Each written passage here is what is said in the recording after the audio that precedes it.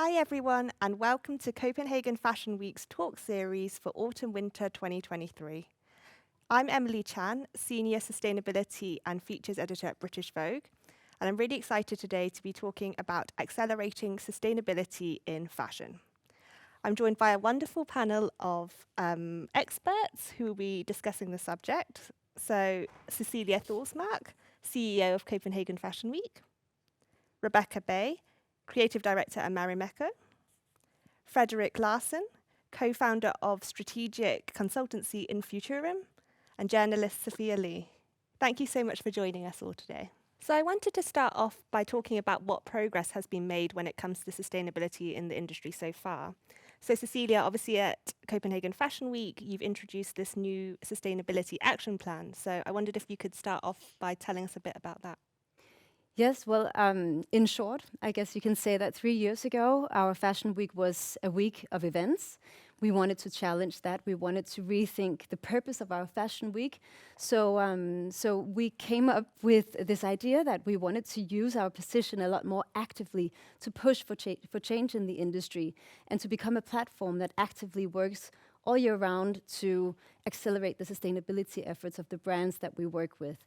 So that's how we came up with the Sustainability Action Plan, of which, of course, the most important part is the sustainability requirements, specifically 18 minimum standards that brands must comply with in order to be a part of our Fashion Week.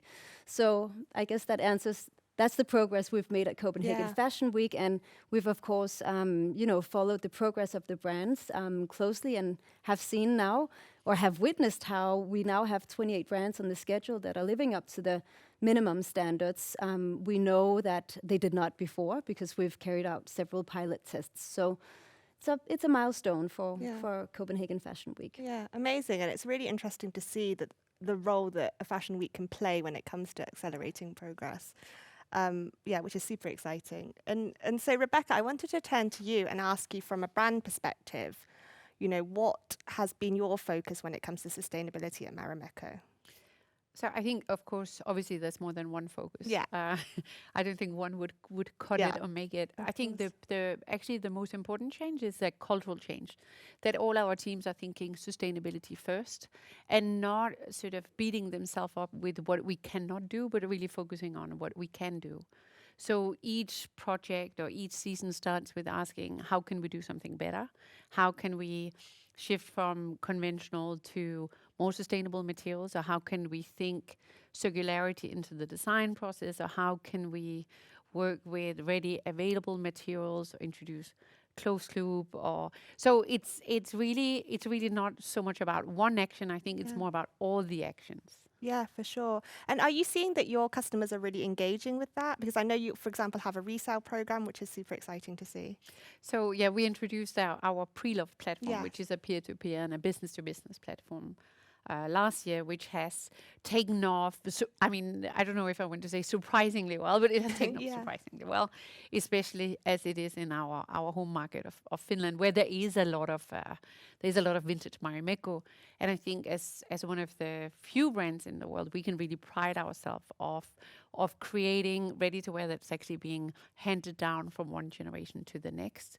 So I think that is a very that is a very visible action that our customers have really received and want to participate in. Amazing, yeah, and it comes back to the circularity aspect that you were talking about as well, so that's really exciting to see. Yeah. And Frederick, I wanted to ask you a bit from your perspective. So obviously you work with a lot of brands and companies, and I wondered, what do you think has been the main kind of idea of progress that has been made, especially in the fashion industry? Yeah, it's true. We work with a lot of companies and organizations and brands on creating strategies for sustainability and social justice. And I think over the last few years, the most interesting thing has been that the conversation around sustainability has really spread. I think the focus areas, the knowledge that's out there has become deeper.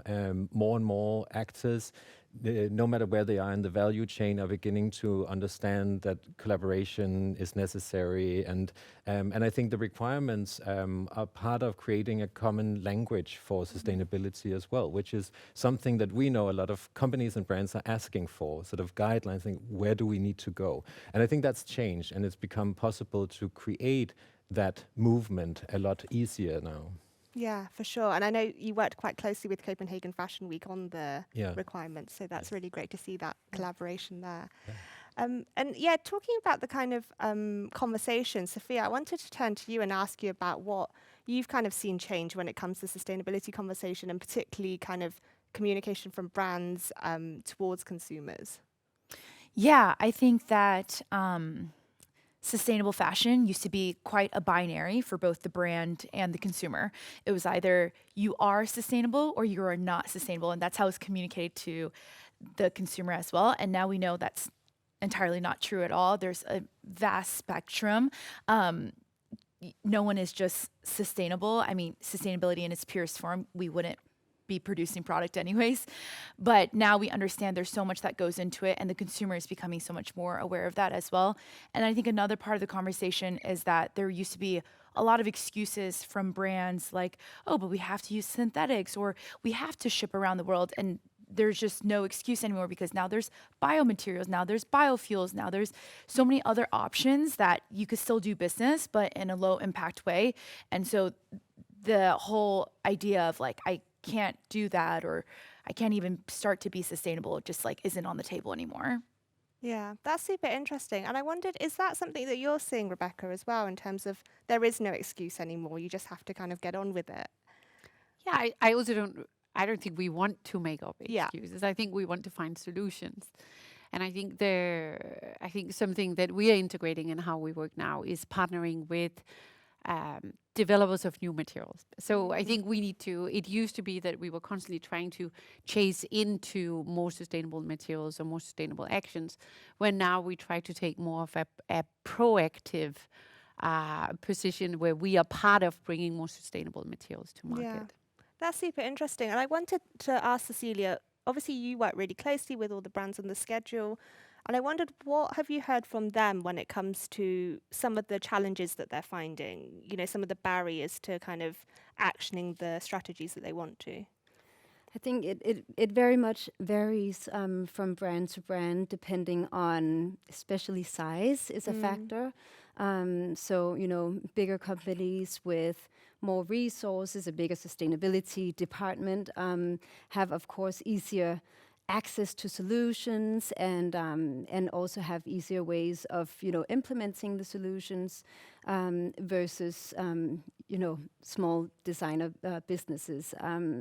So it varies a lot. Of course, we can see that some of our minimum standards have required more than others. Some were maybe so-called low-hanging fruit, and were just a matter of taking an active stance, making a decision to not do this anymore, while others have really have required more in-depth and more extensive work. It could be anything from making sure that you have a list of preferred materials in place, or restricted substances in place. And I know that Frederick can speak even more to it, because you've been consulting a lot of our brands. But yeah, it differs for sure. Yeah. And Frederick, what do you see as some of the main challenges being when it comes to brands really accelerating their progress?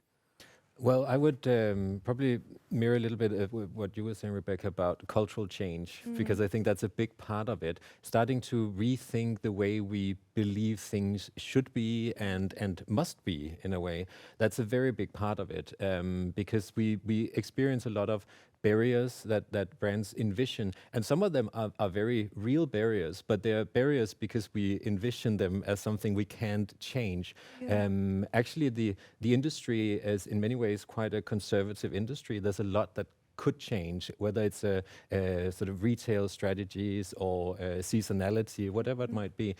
We can change that, and it does change all the time. We're just seeing an acceleration, especially in volumes.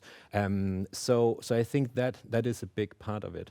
And then I think an important aspect is also to say that in around the globe, there are places where this is happening, but the global fashion industry still has very, very significant issues with sustainability and production levels that we should celebrate the progress, but we should also be mindful that there's a lot of work to be done. Yeah, and when you're talking about the global fashion industry, I'm interested in what you think some of the solutions are in order to, change the way that things have traditionally been done. Obviously, at the start of the pandemic, there were all these kind of open letters where people were really kind of pushing and calling for change across the industry, but that's kind of gone a bit quiet, at least on a global level. So I'm interested in what you think needs to happen for those conversations to kind of get back up again. Yeah, I think the simplest answer, and of course it isn't simple, but the simplest would be collaboration. I think that's a huge part of it, and it's collaboration between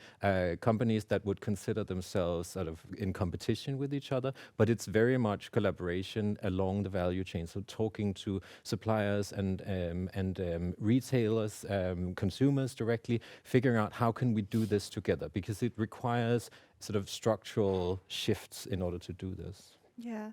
And Sophia, I'm interested in your role kind of as a journalist and a communicator. What do you see as some of the main solutions when it comes to pushing for more progress in the industry, particularly when it comes to this idea of cultural change that Rebecca and Frederick were talking about? Yeah, I think some of that, the solutions comes from this cultural shift, but the radical reimagination that we need to hone in on. And I think that, I'm from the US and Americans are even slower to adapt to change. And we think more individualistically, where maybe in Scandinavian culture, you guys think more collectively, which actually has boded so well for this. And a lot of brands, smaller brands, have had the same disillusionment with the progress that's happened and like the slower pace. And it needed to come from this higher authority that, like the CFDA, which is like the equivalent of Copenhagen Fashion Week, to make that call. But it hasn't. And so there has been solutions that have come from a policy level. So there's the New York fashion standard that is trying to be passed, that if you have business in New York and you make over X amount, then and you're not showing your progress and being transparent with your footprint, then you have to pay taxes back to the state in order to implement more sustainable and low impact solutions. So it just seems like perhaps in those industries, everyone feels like they're very much a small person and a small guy playing this like big machine. And so it's either the council or the policies and the local governments, state governments that really can drive change. Yeah, and I'm really interested in this idea of legislation. And I'm interested to ask Rebecca, from a brand perspective, what you think when it comes to more regulation and whether you think that would be a useful thing. Because I think historically we've seen, from bigger brands, they've maybe been a bit resistant to legislation. But I'm interested from your perspective, how helpful would that be? I think it is helpful in similar ways to actually Copenhagen Fashion Week putting in, certain standards or minimum standards that you need to meet. So I think in terms of bringing the broader industry along on this sustainability journey, I do think legislation will make a difference. I think, of course, but on the flip side, I think a lot of the smaller brands that can actually implement, new ways of working much earlier in their production method, in the materials and the supplies they work with, might not be able to invest in the needed certification or the requirements, because I think with increased legislation, there's also increased need to track your progress and report. And I know that for smaller and medium brands, the reporting becomes really heavy. Yeah, and I'm interested to ask you, Frederick, because I know that that's something, along with Cecilie at Copenhagen Fashion Week, that you've been working with brands on in terms of, being able to report on what progress they're being made, and how much help is kind of needed in that area. Well, I think it varies enormously. So some brands are both very good at it and has implemented a reporting structure or even a department that takes care of that very early on. But as you also say, the smaller ones might have a different way of approaching it. So there is some help needed. What we've tried to do with the requirements is also to ask for descriptions as part of the survey that all the brands fill out. And the descriptions are meant not only as a way for the committee to see what they actually do, it's also to sort of encourage this sort of writing down and describing what are we actually doing. And hopefully from season to season, they'll be able to use this system actually as a way of sort of keeping track of what they're doing. Obviously, it's not in the format of a sort of a standard reporting, but it's a way of rethinking. In the fashion industry, there's been a sort of traditionally a lot of different positions within the companies have not necessarily been filled with people with an education that fills that particular role, which is typical for creative companies, so there's nothing sort of weird about that. But it's increasingly necessary to sort of professionalize a lot of these aspects, and that is a barrier also. But we're seeing with this that a lot of brands are using the opportunity to actually start doing that and thinking about it as something that can also benefit them in terms of reporting and keeping track. Yeah. And Cecilia, I wanted to ask you, what feedback have you had from brands when it comes to these requirements, and how much is collaboration a central part of that kind of journey? So luckily we've primarily heard very positive remarks around the requirements, because one of the things that was lacking in our industry was this common direction for our industry and a useful and efficient set of guidelines and tools. So, even though we keep talking about our requirements as being requirements, which it is, we do demand that they live up to them and document them. But you can also see it as a very hands-on guide to, which areas to work with. And, as we cover the entire value chain, so we have this very holistic perspective. So it's not just about materials, or it's not just about human rights, it's about everything within the value chain. So brands have seen it as this very, tangible tool to get either started or to progress further, because they can see exactly, they get insights into their own performance, so to speak, and they can see, where they are perhaps both where they're advanced, but also where they might be lacking behind. And one of the good things about our industry here in Scandinavia is that there's actually a lot of knowledge sharing happening, and that brands talk to each other and ask each other advice, or,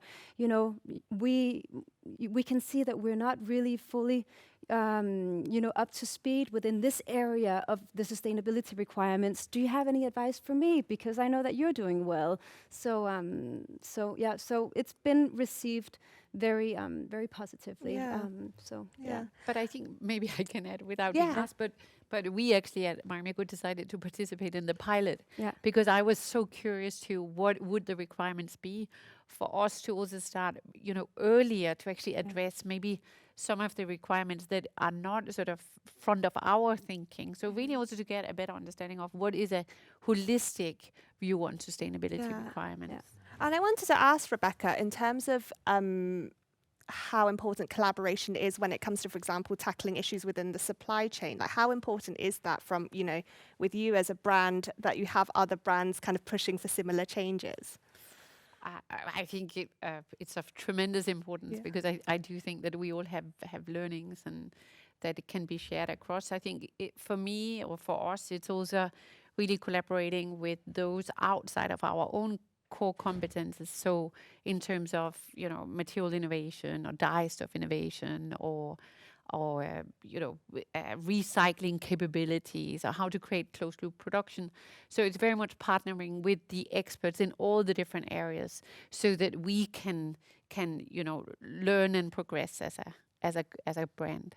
Yeah, that makes sense.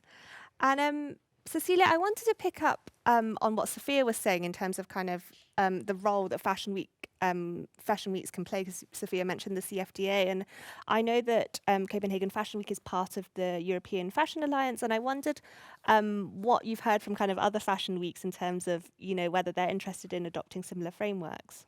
No, we first of all, it's so amazing that the European Fashion Alliance has been formed. It's a very strong alliance featuring, I think it's 29 member organizations from all over Europe, and the aim is, of course, to advocate for more sustainability, but also other areas, innovation and education and so forth, at an EU level. So be that common voice where we can talk to the EU about where fashion is headed and should be headed. Your question again. I was asking about what you've heard from other fashion weeks. Whether Yes. We've heard a lot of again very curious and positive remarks and interest from other fashion weeks and fashion councils. We're keeping the dialogue open, and of course, for us, it would be a significant move to collaborate with more councils and fashion weeks. Currently, we're collaborating, or we're sharing our framework with the Norwegian industry and the Icelandic industry that have adopted our framework and are working with it. But it would be amazing to see how we could work with even more. Yeah, amazing. I feel like collaboration has really been a buzzword for our discussion today. I wanted to finish off by asking everyone what they would like to see happen next when it comes to accelerating progress in the industry. So, Sophia, maybe we could come to you first. Yeah. I think mine's a bit of an oxymoron. I think to accelerate progress, we also have to look at degrowth, because it's going to be hard to always, it's this ongoing battle. You're scaling growth, but then obviously your impact and your emissions are scaling as well. So I think to accelerate, you actually have to slow down and rewind and turn back to having degrowth like a structure. And I think a lot of people confuse degrowth with a loss on revenue, but actually degrowth is reducing energy and resources. So it is possible to still have revenue while also having less impact. So that's the oxymoron there. Yeah, that's super interesting. And how about you, Frederick?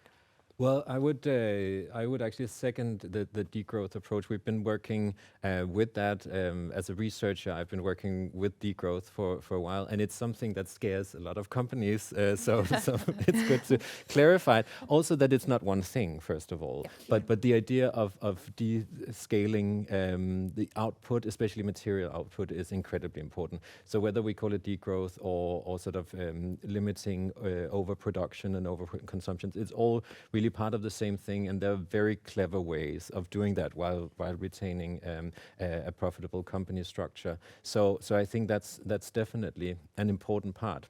And then I think the issue with this sort of the material output of the global industry is important. And if I would turn to the collaboration part, I think this is really also where we need to look at it as a whole system, because there are places where we are seeing a sort of decrease in the volumes and really new thinking of how fashion works, and then other parts of the global industry just keeps growing and growing. So the collaboration should also perhaps meet the companies and the parts of the industry that isn't directly connected to a sustainability agenda at this point. I think that's really important.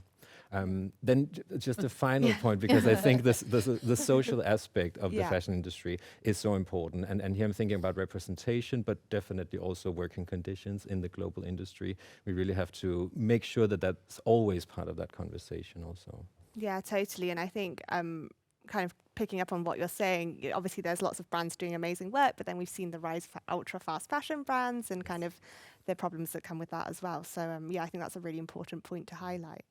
And so, Rebecca, how about you? What would you like to see happen next when it comes to sustainability in the fashion industry? So I think in addition to, then I would love increased transparency. I think transparency between brands, transparency between supply chain and the consumer. I think increased transparency, actually allowing brands also to be more transparent in their direct-to-consumer communication, because I think there's a lot of misunderstandings. And earlier in this conversation, we talked about this, like the excuses, but I honestly think, at least in this part of the world, we're not trying to excuse ourselves, but at times we're not really being given an opportunity to explain ourselves or explain the priorities or the reasons behind we choose to focus on something over something else. So it's not that we're deprioritizing, we just cannot do everything all at once. Yeah. So I would really love, increased transparency, increased forums for exchanges, both within the industry but also to our consumers. Yeah, and I think that's so important, because transparency, as you say, between brands as well, can really help encourage others to really get on board with, the sustainability action plans that we've been discussing. And so, Cecilie, how about you? I know, obviously, we've talked a lot about the minimum standards, but I wondered what you see as being the next important step. Of course, I agree with these three amazing other guests. But I think, considering the fact that fashion's model has, fashion's linear model is one of the main challenges. I think, looking into these new business model in terms of reselling or renting clothes, I would love to see more brands experience profitability within these business models, because I think that's really what's needed, and which would also bring about a new, I would say, cultural mindset and appreciation of fashion that doesn't need to be new, but that we can, explore fashion from a beautiful brand like Marimekko. Of course, we would love to see new fashion from Marimekko, but also appreciate the old fashion from Marimekko. And then you mentioned ultra-fast fashion, and I just have to comment on that. I would, in a dream scenario, love to see more legislation that limits the growth of ultra-fast fashion. So, Yeah. because I think that eventually is a very big challenge. Yeah. Yeah. I think that's really nice, because it kind of touches upon what we were discussing about the need for cultural change, but also kind of legislation and kind of wider structural changes as well. So I think that's a really good point to end on. So thank you so much to our wonderful panelists today, and thank you so much everyone at home for joining us.